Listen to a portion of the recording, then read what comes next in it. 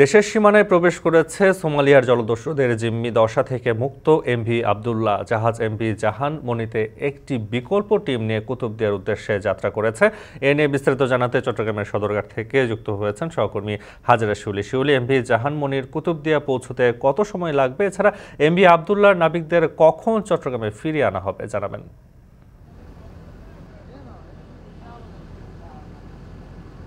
Duffy কিছুক্ষণ আগেই সদরঘাটের এই কেএসআরএম জেটি থেকে এমভি জাহান মনি ৩ জাহাজে করে বিকল্প ২৩ নাবিক কুতুবদিয়ার উদ্দেশ্যে যাত্রা করেছে এবং এখানে যে কেএসআরএমের জেটি ইনচার্জ তিনি জানিয়েছেন যে রাত ৮টা থেকে ৯টা নাগাদ জাহাজটি কুতুবদিয়া চ্যানেলে পৌঁছাবে এবং সেখানে পৌঁছানোর পর তারা জাহাজের দায়িত্ব বুঝে নেবেন এবং সোমালিয়া জলদস্যুদের জিম্মি দশা থেকে মুক্ত ২৩ নাবিকের কাছ থেকে তারা সব কিছু বুঝে নেবেন। তবে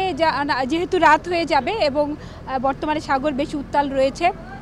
তাই নাবিকরা সকাল নাগাদ আবার এমভি জাহান মনি ৩ জাহাজে করে চট্টগ্রামের উদ্দেশ্যে রওনা করবেন বলে মালিকপক্ষ কেএসআরএম কর্তৃপক্ষ জানিয়েছেন এবং তারা বলেছেন যে জাহান মনি জাহাজে করে মুক্ত নাবিকরা চট্টগ্রাম বন্দরের এনসিডি ১ নম্বর জেটিতে বিকাল নাগাদ পৌঁছাবেন এবং সেখানে তাদেরকে উষ্ণ অভ্যর্থনা জানানো হবে এবং সেখানে তারা তাদের স্বজনদের সাথে সাক্ষাৎ করতে পারবেন এবং মিডিয়ার সাথেও তারা কথা বলবেন, এইটুকু আমরা জানতে পেরেছি। আপনারা জানেন যে গত ১২ই মার্চ মোজাম্বিকের মাপুতো বন্দর থেকে কয়লা নিয়ে সংযুক্ত আরব আমিরাতের আল হামরিয়া বন্দরে যাওয়ার পথে ভারত মহাসাগরে সোমালিয়া জলদস্যুদের কবলে পড়ে এমভি আবদুল্লাহ এবং এর ২৩ নাবিকদেরকে অস্ত্রমুখে জিম্মি করে জাহাজটি সোমালিয়া উপকূলে নিয়ে যাওয়া হয় এবং জিম্মি দশা থেকে জিম্মি করার প্রায় ৩২ দিন পর জলদস্যুদের সাথে সমঝোতার পর এবং $৫০ লাখ মুক্তিপণের বিনিময়ে গত ১৪ এপ্রিল দিবাগত রাতে জাহাজ এবং ২৩ নাবিককে মুক্ত করে দেয় জলদস্যুরা। এরপরই জাহাজটি তার গন্তব্যের বন্দর সংযুক্ত আরব আমিরাত আল হামরিয়া বন্দরের উদ্দেশ্যে যাত্রা করে এবং সেখানে তারা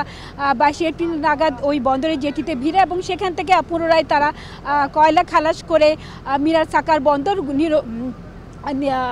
নিকটবর্তী আরেকটি বন্দরে তারা যাত্রা করে এবং সেখানে কিন্তু আবার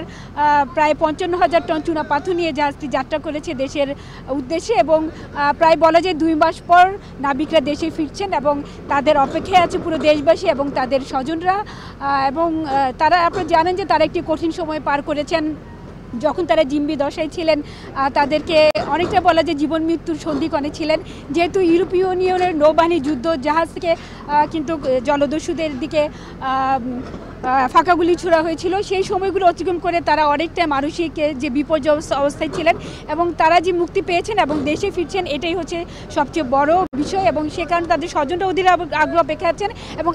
আগামীকাল বিকাল নাগাদ তারা চট্টগ্রামে পৌঁছাবেন এবং বন্দরের এনসিডি জেটিতে তাদেরকে অভ্যর্থনা জানানো হবে এবং সেখানেই তারা ভিড়বেন, স্বজনদের সাথে সাক্ষাৎ করবেন।